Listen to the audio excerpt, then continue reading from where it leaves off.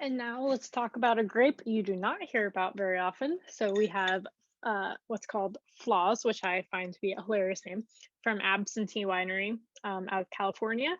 Also, just his bottles are always so beautiful, and we only ever get a few cases. So congrats on getting this one in your club. Um, so this one's 100% Abouriou, Abouriou, if you're French, which is a not very typical red grape to find and produces some really beautiful, slightly tannic wines. Um, so Absentee, we've had one of his wines before. Again, we don't have come across them very often. Um, but as the name might suggest, he tries to play a very small role in the creation of the wines, just like all the other natural winemakers.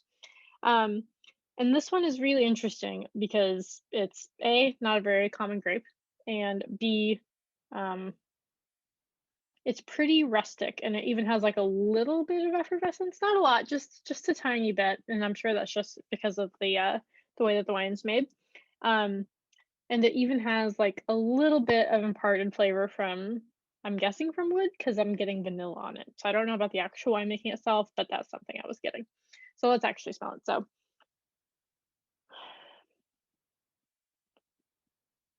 mainly red fruit.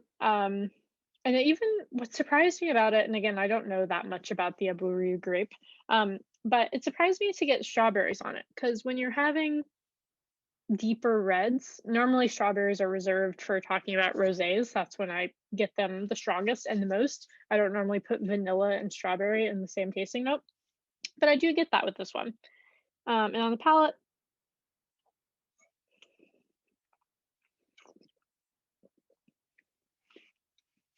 it's just like spicy.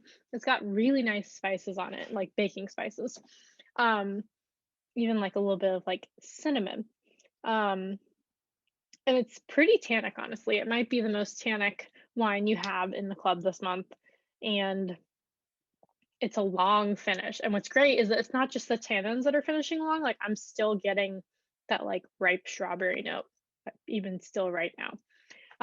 So it's a gorgeous wine. It's very, it's a very expensive wine too. So if you were planning to save one, this is a good one to save. This is a good one to keep for a special occasion because you don't come across them often because wines are hard to find and thus pretty expensive.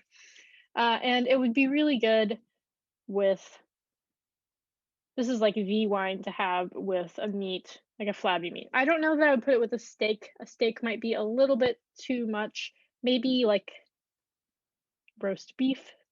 Um, Definitely in the beef category, just maybe not so far as to put it with like a ribeye could actually work too. Just don't put it with like a filet mignon. It's not there. That's not what a burrito is for.